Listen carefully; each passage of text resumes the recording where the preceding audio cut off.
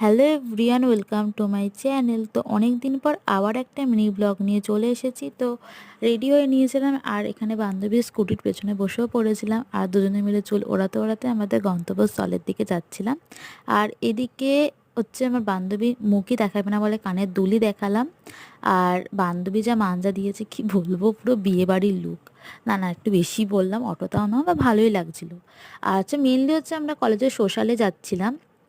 আর অনেক দিন পর দেখা হতে আমরা অনেক গসিপ করছিলাম। আর গসিপ করতে করতে আমাদের গন্তব্যস্থলে পৌঁছেও গেলাম। তো গিয়ে দেখলাম তখনও খুব একটা ভিড় হয়নি আর অনেক কিছু সেট আপ তখনও চলছে।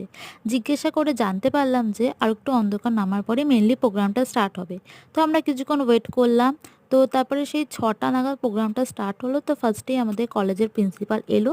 তো তার কিছু বক্তব্য পেশ করলো এবং আমাদের কলেজ যে কতটা উন্নতি হয়েছে সেটা আমাদেরকে জানালো।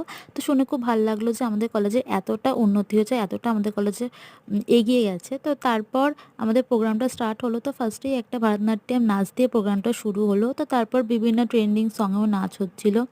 তো আমরা খুব মজাও করছিলাম।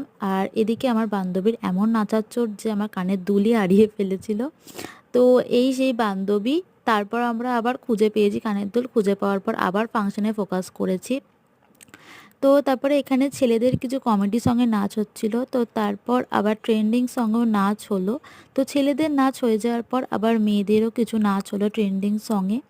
তো সেগুলোই দেখছিলাম, খুব মজাও করেছিলাম। কিন্তু আমরা মেনলি ওয়েট করছিলাম যে দুজন যে সিঙ্গারকে আনা হয়েছিল আমাদের কলেজে মানে প্রোগ্রামের জন্য, তো তারা কখন উঠবে। তারপর জিজ্ঞাসা করলাম, তো ওখানে আমাদেরকে বললো যে আর একটু রাত্রির করে উঠবে। তো তাই আমরা কিছুক্ষণ ওয়েট করছিলাম এই প্রোগ্রামগুলো দেখার। তো আমরা তারপরে আমাদের বাড়ি ফেরার একটা তাড়াও ছিল, কারণ অনেকটা রাত্রির হয়ে যাচ্ছিল। তো আমরা দুজন সিঙ্গারের মধ্যে একজনের গানই শুনেছিলাম। তো তার গান অনেকক্ষণ শোনার পর তারপরে উনি স্যাড সং গাওয়াতে আরম্ভ করে, মানে গাইতে আরম্ভ করে। তো সেটা আমাদের শুনে খুব একটা বোরিং ফিল হয়েছিল। আর আমরা অনেকক্ষণ ছিলাম বলে আমাদের খুব একটা ভাল লাগছিল না।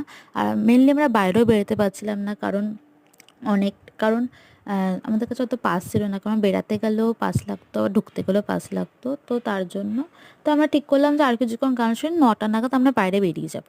তো সেই মতোই আমরা ছিলাম ভেতরে। তো এদিকে হচ্ছে প্রোগ্রাম, আর সবাই প্রোগ্রাম নিয়ে খুবই ব্যস্ত ছিল আর সবাই প্রোগ্রামে ফোকাস ছিল। অবভিয়াসলি সোশ্যাল দেখতেই গেছে সবাই। তো এদিকে একটা মেয়ে রীতিমতো মাঠের মধ্যে বসে তার বয়ফ্রেন্ডের সঙ্গে কথা বলছে। এটা সে ওই কমেডিটার মতো। এইসব দেখে আমরা ভাবলাম যে বাড়ি দিতেই হবে। তো সেই মতো আমরা বেরিয়ে পড়লাম, আবার সেই বান্ধবীর স্কুটির পেছনে বসে পড়েছিলাম।